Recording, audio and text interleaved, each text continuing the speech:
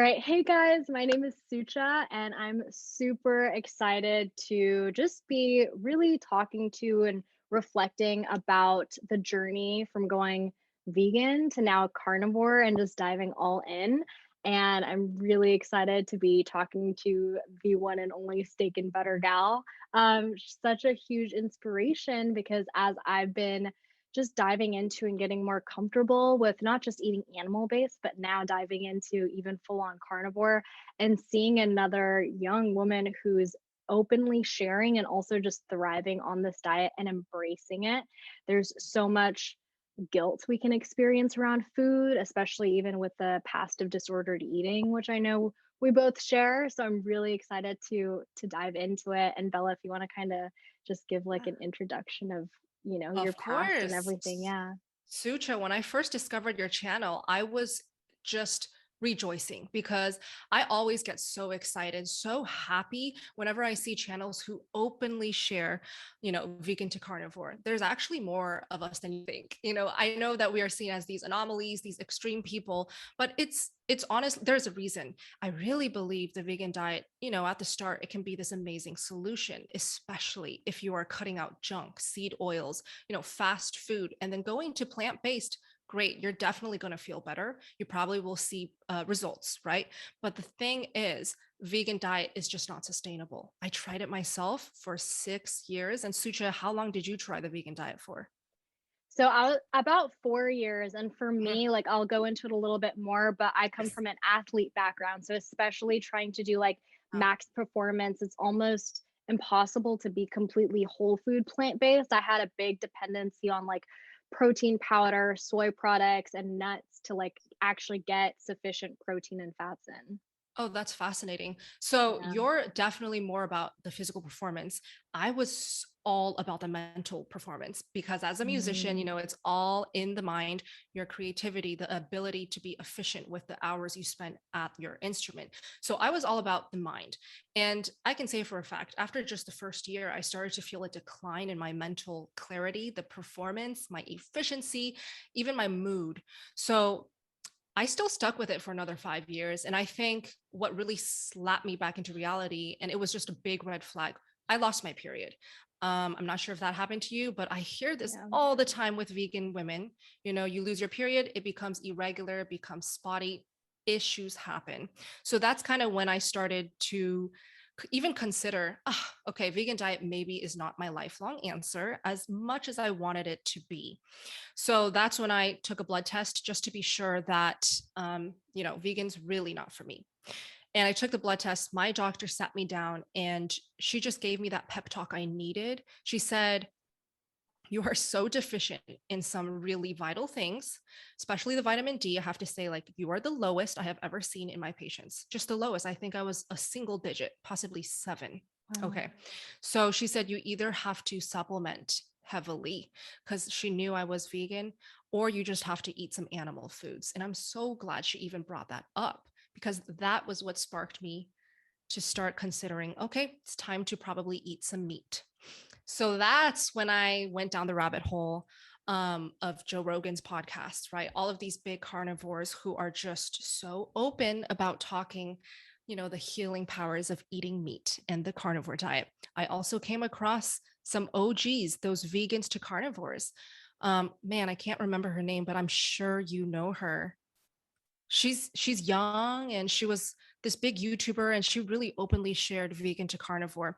But anyways, that's what Was it exposed. Elise Parker? I'm a big fan of her. Man, it wasn't Elise. I actually don't know Elise. Gosh, she has curly hair. I can't remember Mm. her name, but I'll try to find her and then you can link her. But Yeah. yeah, she definitely gave me that push I needed. And that's how I started carnivore because I really had no choice. I want babies. No period means no more vegan diet.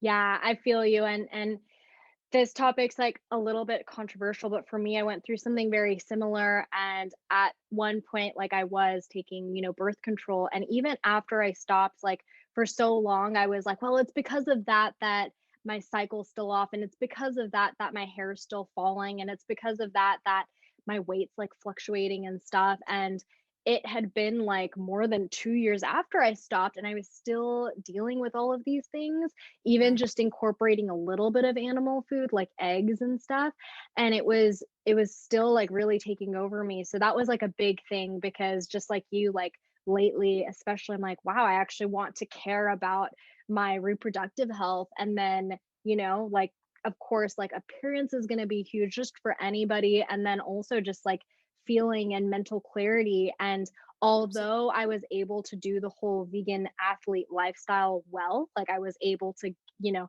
build muscle and have enough energy to get through the day, I had to work so hard.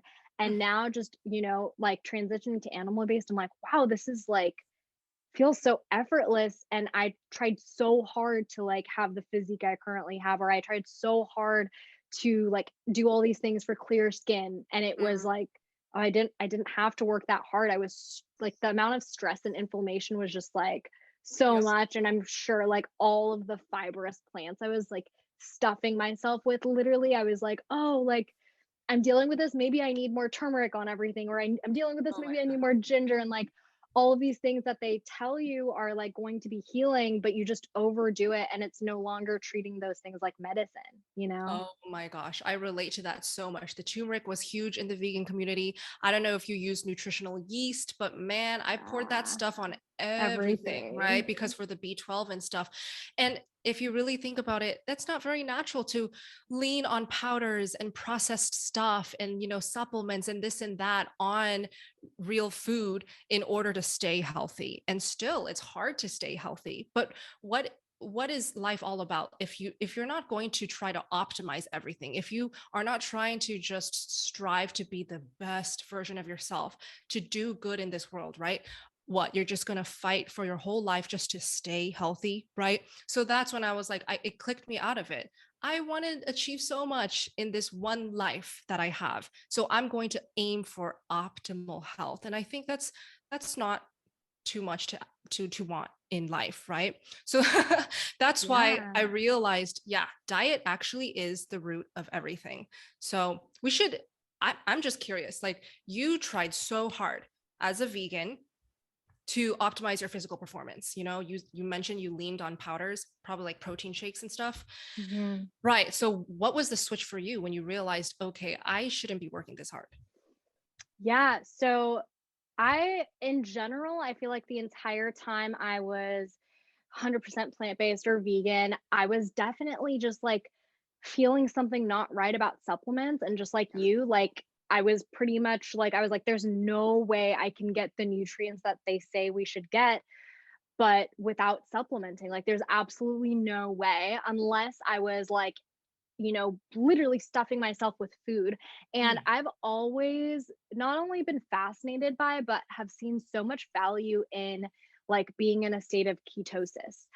There's so many people who are scared around it, but once we realize like this is a natural state of being, primally speaking, ancestrally, even if there were some fruits around, it was so scarce, and fruits only grow in the summer. So that is like there's no way we could have been like in abundance of carbs throughout the entire year. If at all, it was when the sun was the highest, when we needed energy, but there's no way. So I mm, really wanted to experience keto, and I tried to do it as a plant-based person, and there's all these vegan keto um, recipes, but there's absolutely no way you can do it without supplementing with protein powder and then having a bunch of tofu. of And course. so for me, and I also like, again, coming back to our primal roots, this is something I'm so fascinated by. Mhm. I had actually decided to travel to India and Thailand about 2 years ago, and I was doing more yoga training, and I was also doing Muay Thai training. And in Wow. those parts, I was in smaller towns. And this was like just going there after I was like, I would say at the peak of what I thought was my health. I was like Totally. super shredded at the time, doing the whole vegan athlete thing. And I was dependent on stuff like kale, broccoli, tofu, all of these things. And when I traveled to those countries, like there's not that. In fact, the place I was in India, they don't even have fridges in most places because its power outages are really common. And the only vegetables and fruits there were basically like fruits that were seasonal there, but not even in abundance of it. And I was Mm. just like, how are we supposed to be preached that we're supposed to eat all of these amazing vegan superfoods if they're not even available in all the countries? I find that like maybe even a little bit ignorant. Um, but it got me thinking, and I was like, wow, like the one constant thing that's almost everywhere, no matter the weather, no matter what the season is actually a form of red meat or a ruminant, right? So whether it's a cow or if it's colder, a yak or a bison in mountain towns Mm. or even sheep, in those sense. And the ruminants are those animals that have multiple stomachs, so they can actually digest and process grass. We Mm. can't do that, right? Yep. And so I was like, wow, like there's all of these, but you can't grow kale and broccoli all over the world. And then I started doing more research, and I found out like a lot of these vegetables and fruits have been completely like man manufactured kind of to be more edible, but their natural form wasn't even something that's available to us. So Mm. that really got me thinking. And at one point in Thailand, I didn't even have options anymore because I had never really been into rice and grains. I was kind of like paleo at that time, paleo vegan. Yep. So I wasn't doing any rice or grains. And obviously, those countries are really big on rice. So I was like, I literally have nothing to eat if I don't have like eggs or seafood. So I Oh. slowly started to incorporate eggs because that was available in both places. And I was training a lot. So I was like, I mean, there's no tofu here and I don't have like a Mm. pan to make it in. So like I Yes. had to have something. So I felt fine and I felt really good. And as I came back, that's actually when, this entire like COVID era hit. And instead of like moving back by myself, I actually spent some time with family for the year. Mm. And I was spending time with my dad. And my dad's actually always been really big on meat and eggs. And pretty much the entire time I was plant based, I was trying to convince him otherwise. But at least for this year, I was like, you know what? Like, I'm back here. I'll just use that as an experiment. I don't need to like share it. I can just do this without any pressure. And I started reincorporating like seafood, slowly some chicken, occasionally lamb, because those are in some Indian dishes, still not any red meat. Fast forward to dating my boyfriend who is like my partner in life now, and he like we have so many similarities besides the fact that when I met him, I was all about plants and he's a full on carnivore. And he's like, I don't eat anything besides ribeyes. And I was like, literally, like, disgusted at that point because I was just like, how can you eat red meat? Like, we would go all on all these trips. He was adamant about getting his red Oh. meat and getting the ribeyes. And finally, after a few months, I was like, okay, I'll try a piece. Yep. And this is crazy. So I try a piece and it was literally the most amazing thing I'd ever put in my mouth. And I was like, what? But at that time, I still had so much guilt. And I was like, I can't have red meat. This is like not a part of my identity because not only was I vegan, or I had been vegan for years, but in the Indian culture, like cows are really sacred. So red meat's a big no no. So this was like a huge identity thing I was battling. And slowly I started to reincorporate like and not even reincorporate because I had never actually had steak in my entire life. I'd had like an In-N-Out burger when I was young, but that Ugh. was to the extent. So I feel like I hadn't really experienced what like nutritious, nourishing red meat was. Of course. So every time I met him, we were dating at that like slowly more and more, and I was like incorporating a little bit more red meat. And then I was like found myself almost like salivating for red meat and like Not surprised. salmon specifically. So those really fatty meats. And I was like, what is going on? Like, again, it was so much guilt I was feeling. Like, it was no longer like, let me do this for an experiment. It was like everything in my body and my brain was like, give me that.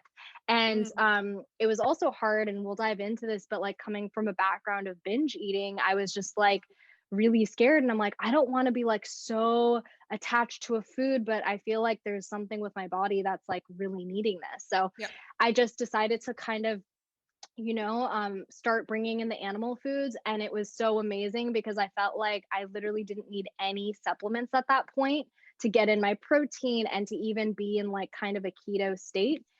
And Hmm. then moving here, just being able to completely like not share a fridge with my family and be able to like completely be in my zone, not really being judged. And obviously having like a partner who's so on board with this has been amazing. So just diving all the way in and then like realizing like, you know, I was so dependent on vegetables and realizing like that doesn't need to be, I don't even need it. Like realizing like all of the nutrition's actually right there in one ingredient versus 10 ingredients that I'm trying to like grab for and make this big vegan bowl. And I didn't need to do that anymore.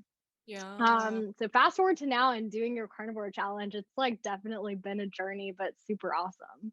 Wow, that is so amazing. Kudos to your boyfriend. So I'm guessing, he's pretty seasoned when it comes to carnivore eating, right? So I'm sure you have a breeze learning what, the ins and outs are to adapt on carnivore, to eat like a true carnivore, where to get meat. I'm sure he's of huge help. Yeah, there's still some things I would say we defer on. And I think it's a really beautiful learning experience for both of us because he's definitely like, it's he wasn't even researching it as much. It was just like he really loved ribeyes. He loves making steaks, and that's just like a good thing for him. And he realized like this has all the nutrition, but he loves like he gets his steaks from like Costco, or there's a few places here that make it really affordable to get Awesome. ribeyes. For me, and this is something to kind of touch on as far as like reasons why people go vegan, because a big Yep. thing is health, but realizing that like red meat is one of the most, or if not the most nutritious. It has all of the nutrients, essential nutrients you need right there. Yep. And if you did want to have other stuff like beef liver or sardines once in a while to get those other, nutrients that you might not get all in the beef. Mm-hmm. But then the ethical is a big one, and then also the environment, and those are big things that like my boyfriend and I openly have conversations on, because I would say being, teaching yoga for so long and hosting retreats and just being from that like more conscious world of like, oh my gosh, an animal is a living thing, and the environment, like the resources used for this, that was a big stress, and that was still a guilt for me. Mm-hmm. So realizing that there was actually other solutions that could actually be a true solution for the planet and saving more animal lives versus where we are right now. So there's no Mm, question that like having processed meats and having like fast food burger chains is not sustainable, and it's not the best for our health. But exactly. um there's options for those of you who are wanting to make the switch but still worried about like the animal lives and the environment. Looking into regenerative farms is a game changer, because not only is it a happier animal and it's less animal lives being threatened because monocrop agriculture, so even having like a farm of avocados which is for humans, but they still need to kill off gophers, rodents, insects that are all there to protect the avocados. So Yep. it's ignorant to think like no animals are being lost just from eating a vegan diet. Um, Absolutely. so realizing a regenerative farm is where they're literally restoring the planet to how it was like before, and that's the best for our soil, which ends up being best for the climate. So Absolutely. definitely like we all have our different priorities for being animal based or carnivore, but I would suggest for you guys who want to really like still focus on the planet and just like animal like welfare, just look Mhm. into regenerative farms. I think that's the best investment with money, because they're like doing such a good thing for the planet but also nourishing us with like the highest quality meat. Absolutely. Could not agree more with you. Are just so well informed. Honestly, there's nothing I need to add besides support your local farms. If you are all about, being environmentally friendly while being carnivore, there are ways to help. Support your local farms, buy your meat when you can. Of course, we all know it's a little bit more expensive rather than going to Costco, but going to your local farmers market, it helps these small businesses out. Yeah, totally. um one thing I was really excited to dive into with you, because this is a big background for me, is coming from a background of a lot of binge eating Oh yeah. and just disordered eating. And I, it's not even an exaggeration when I say like animal based eating has truly changed my life with that. And also using fasting as a tool. I feel like both go so hand in hand. But I'm curious to see or like hear about your story with that. And Mhm. even like with the vegan and like that type of eating, because I used to think there like I was destined to be in this like horrible mindset with food forever. And Yep. it's so amazing to experience this. And I know so many people deal with this. Absolutely. So when you talk about binge eating, I always pair it with food freedom, right? That's Yeah. what I have been fighting for my whole life. And I never thought it was possible because it was just so normal for me. It happened every single day. I would think about it all the time. I would plan these things out. After my concert, I will make sure I have 3 hours allotted to just binging on whatever I want. And it was like the ultimate reward for me, and that's so unhealthy. It's so toxic for our health and also for our mental health. So to be able to like come on here and talk to you today and just say, I feel absolutely zero cuffs when it comes to food, right? I'm just 100% free. I don't rely on food for pleasure anymore. I literally just eat the meat so I can be fueled, I can feel good, I can have good mental health. So let's talk about the binging then. So when I was vegan, I almost feel like this plant based diet almost just fueled my binging disordered eating habits, right? It worsened it, but it started before I went vegan. And I think it started because as a teenager, and as a musician who always has to be on stage and always has to be very self-conscious about fitting in those tight dresses, right, having eyes on you all of the time, it does affect how you see your body. It does affect how you think about food and weight, right? So that's when it started, my binging. And I clearly remember me celebrating one of my siblings' birthdays, and there was this huge cake that we got, and nobody really ate it, and it was just sitting in the fridge. And I just clearly remember in the middle of the night, I would sneak downstairs and I would finish that whole entire cake. So, right there, that's an example that would happen frequently. Nothing stopped me. I never even questioned, like, is this good for my health? Like, there's other foods to eat, right? Nope, just had to eat that whole cake. So it's uncontrollable when it comes to sugar, especially. And it's really not, it wasn't my fault, right? I just I fell into the cravings and this addiction, and sugar does that to you. It basically is a drug. So that Yeah. unraveled for 6, 7, 8 years, never got better, probably got worse. I only swapped the cake for vegan stuff, right? I still try to stay whole foods, plant based. So nothing processed, which I'm very glad I did that because there's a lot of vegan junk. Oreos are vegan. Okay. I never touched Oreos though, but I ate a lot of dried fruit and tons of dried mango. So that doesn't do you any good when you're eating bags and bags of it. But that's what I love to binge on, that with sweet potatoes, with rice and beans. It was horrible. The bloating was horrible. So yeah, binging started for me when I was like 16, 15, when I really started caring about, looking good on stage and all that stuff, which is normal as a female, right? How about for you? Yeah, I totally feel you. The binging for me started even before I was vegan back in high Mm, school. And, now I'm so happy I found fitness and building strength and building muscle. But even that is a very unhealthy industry because people who are like, getting super shredded, we don't realize it's not a sustainable lifestyle. yeah. And back then, before getting introduced to like strength and fueling yourself with fat and protein, which is essential, especially for women and our cycles and reproductive health, I was so focused on just being skinny. Like I just wanted to be skinny. That's all I wanted. Like I was like, can I just be skinny, please? And again, very normal for like young women. But now I have such a conscious spiritual attachment or like relationship to fasting and then Hmm. also feasting. But at that time, it was like I was almost doing something similar, but it was completely unhealthy. And that's what the binging is. There's so on schedule, like on piece of paper, if you just wrote out the times I was eating it and not eating, it would have appeared to be like fasting and feasting, but the relationship was horrible. I would basically restrict myself from eating. And then if I got tempted to even have a little piece of food, usually it was something sweet, my mindset was like, oh, well, I already messed up, so I might as well like eat whatever. And then the second I ate something else and I restricted myself even more, then more and more and more. And it was Absolutely. even around family, it was secretive. And it was like, just like you, like late at night, like going to the fridge and whatever it was, my mom didn't even keep any unhealthy foods in the fridge, but even if it was like peanut butter or honey, I remember those were like the two distinct,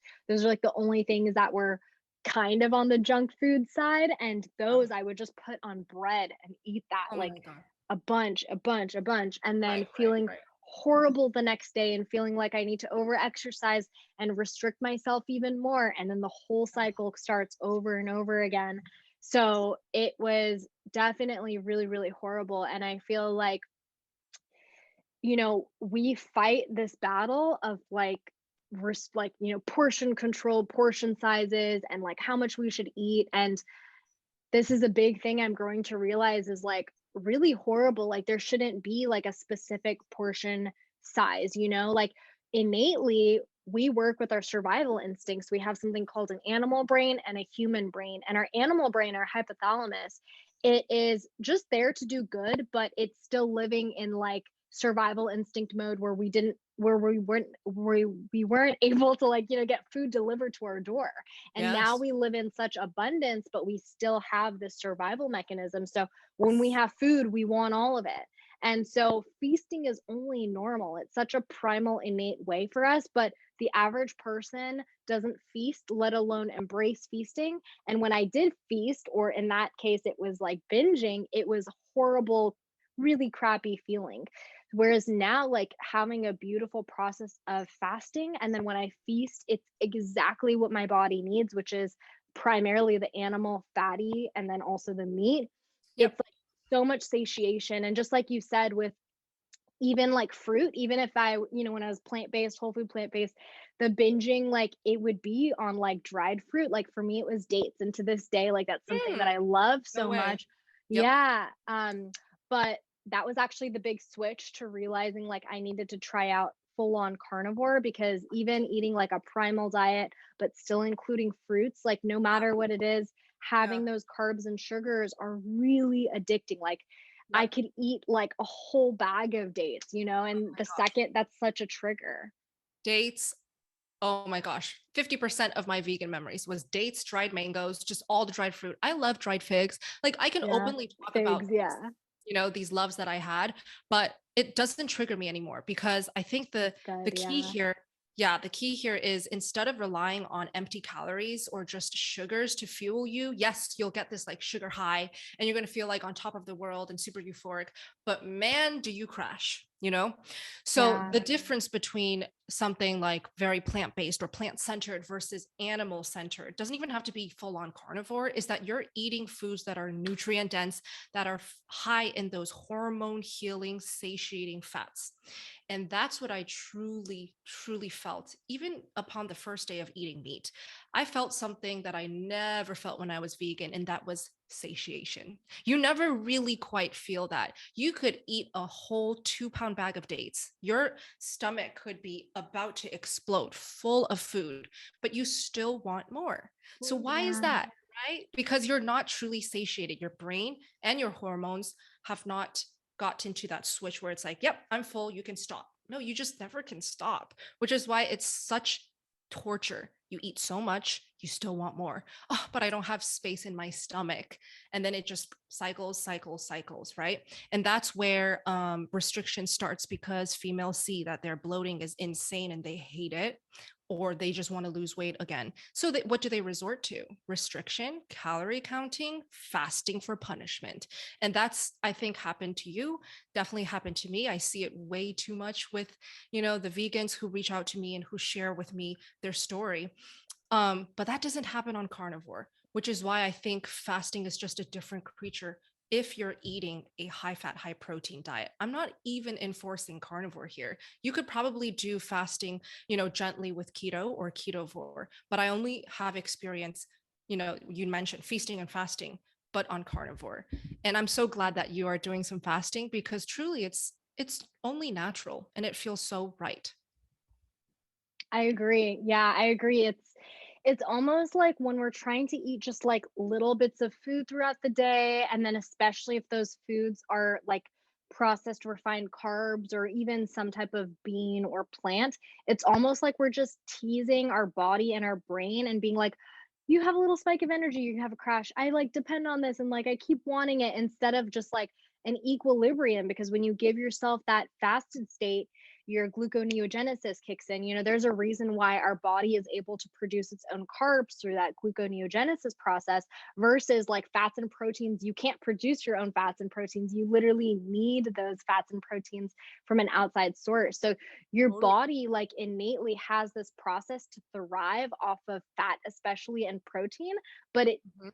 it's going to keep on fluctuating with, and when I say carbs, I mean especially like the refined carbs, and regardless, I think depending on where you are with your mental health, that could be a good option to dive all the way into carnivore like you've been doing, or for me, because Yeah. like I'm realizing that sometimes just even having fruit is triggering a lot of stuff, and I want to really work on healing that to see if, it's a good, like, how deeply carnivore do I want to be, or how can this be best? Because the biggest thing I want is the food freedom. And I think, just like you mentioned, your body's never truly satiated unless you're giving your body like all the animal fat and the meat that it really needs to thrive. It's really hard to kind of binge meat. You know what I mean? It's like you have a whole different appreciation for this animal, and it literally, it takes more time to break down, yes, which a lot of people tell me that, but there's a reason why it does.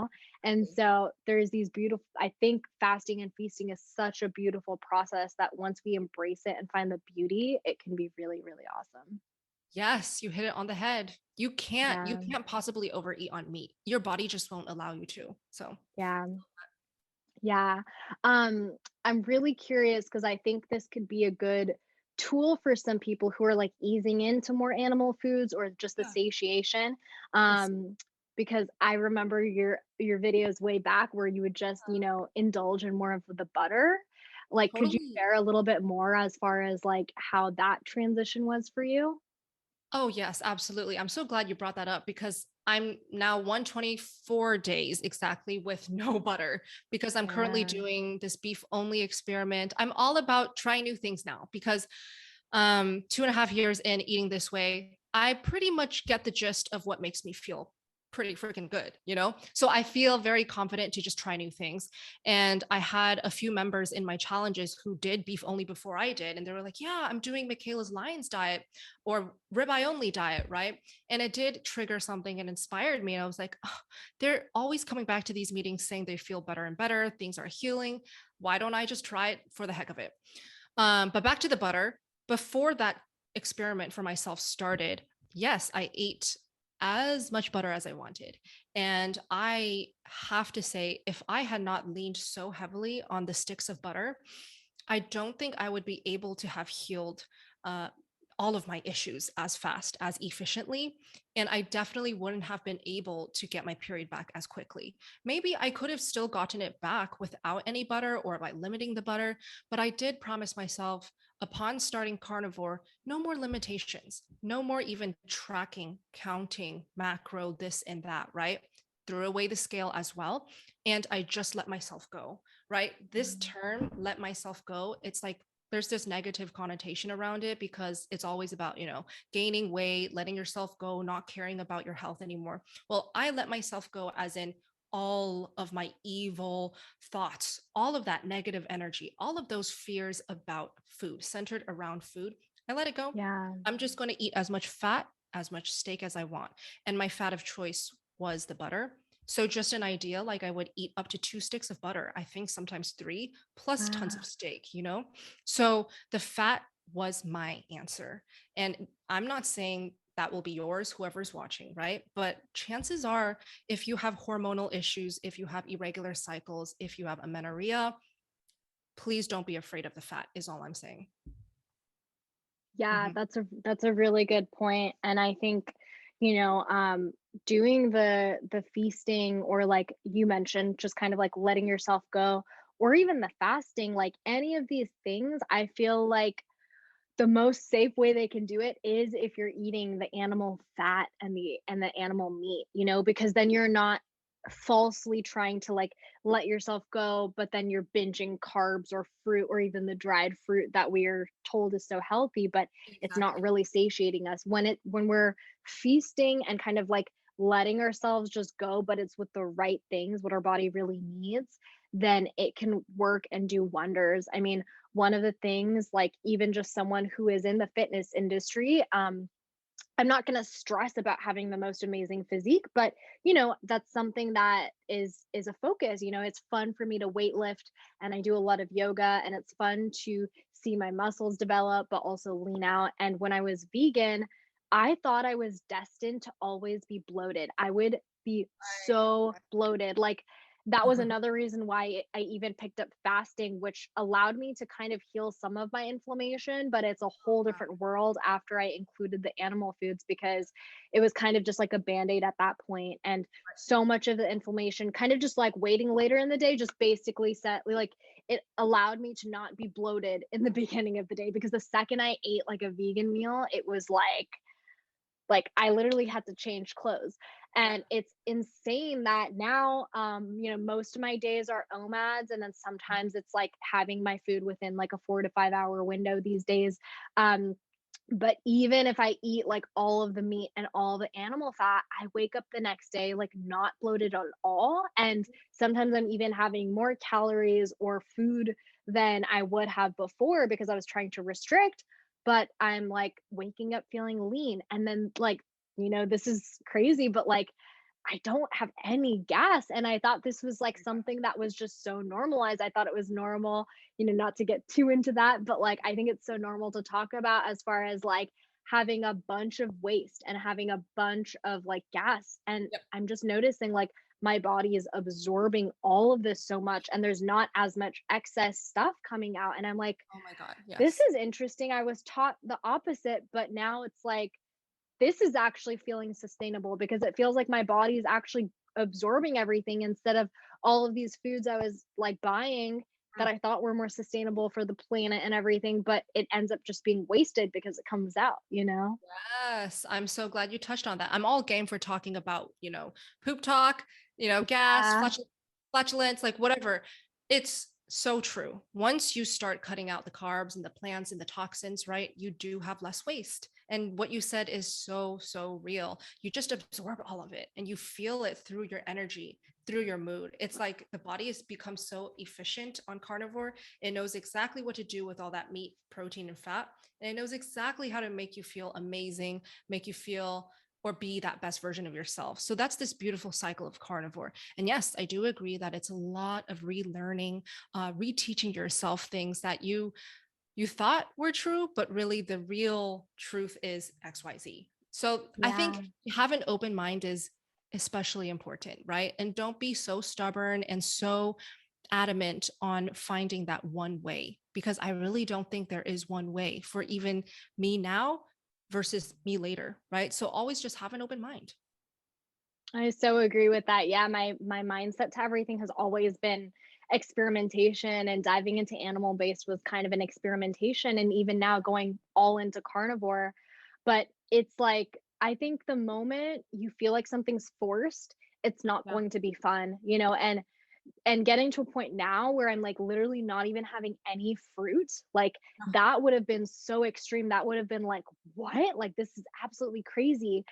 But just easing myself in without a timeline and just taking my time has been so good. And I think that's the intuitive part of like listening to our bodies, but Mhm. also realizing like to truly listen to your body, you need the animal fat and the animal meat because like if you are having carbs and sugars and processed foods and if you're expecting to listen to your body, it's going to be hard because these foods are literally hacking your biology. So you're not even going to be able to have like a I'm full, you know, and the binging is going to occur, or the bad relationship with food, or feeling stressed and bloated is going to happen. You know, I didn't even realize I could feel this much peace within my body until like I did, you know, the full on animal based lifestyle on top of the fasting because I feel like my body can fully rest versus before it's like doing so much work to digest and process all day and then like having gas and then going to the bathroom and like all of these things. So I feel, you save time and you save money, even if ribeyes are a lot, like I'm not buying anything else really besides the meat. So it's like my consumption of like actual waste and plastic is less. I don't need to buy dips and like spices and all of these other things. I don't need to get all these supplements. Yep. Realize it's like so much of it is an industry. And I just feel like really pure and grounded. And I think having this community is amazing because sometimes it's easy to feel like you're the only one, especially if you're transitioning from like a plant-based vegan community where there's so much pressure. Exactly. Oh, I love everything you said. Community is everything. And I so wish I had a community when I first started carnivore from vegan, but I hid it. It was always under the table. I was in it alone.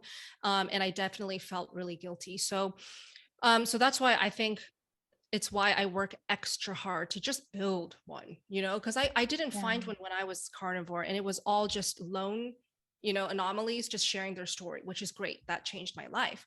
But what about community, right? What about friendships, at least accountability buddies? And that can be happened like literally today. Just reach out on to someone on Instagram, literally reach out to Susha, right? You guys know how generous and kind and loving she is. Reach out to her. And that's where suddenly you feel accountable. You suddenly have someone to lean on to ask questions or just to be inspired by. And I think that's so important. So you don't have to be alone. You don't have to feel a freak. You are not a freak, But I do hear that all the time as a carnivore, even as vegans, this extreme diet, you feel so alone, you have no one. Doesn't have to be like that because now we have social media and we have online Zoom and communities. Yeah, that's awesome. Yeah, I appreciate like the community that you've built so much and you're so right, just like connecting with those people. Even just typing in like carnivore and seeing all of the different accounts that Yeah. come up on Instagram and like you Follow realize everyone. like so many people are follow everyone and like engage and get ideas and it's like you don't feel like a freak just having, even if it's just your ground beef and butter, and it just feels Yes. like okay, like I feel like I can embrace this and placebo effect is such a big thing when you feel like comfortable and happy and you're embracing what you're doing, that will affect your thoughts and your manifestation and your literally your biology, which is really Yeah. important because we don't want to feel stressed about the lifestyle or feel the guilt. And the guilt is the biggest thing. Well said, Sucha. So, my top tips again, like don't be afraid of the fat. I'll just summarize what we touched on because we touched on some amazing tips already. So, don't be Yeah. afraid of the fat, especially if you're female, especially if your goal is to heal and for health gain. Yes, the weight will drop, right? But try not to obsess over the weight. Let's try to shift our mindset and just focus on getting healthy, getting that regular cycle if you still have one. And don't be afraid of the fat because that will help you get there quicker. My second tip is like we touched on community, make friends. Don't be afraid to reach out to accounts that you connect with, right? Even through Facebook, Instagram, YouTube. And then if you want to join a community, I'm here, open arms. If you want to join, I'll share the link with Sucha. Sucha is in there. You guys can talk to her, ask her questions, meet her. I'm in love with Sucha. So I hope maybe you can give a guest meeting in those, the community meetings, because that would be amazing.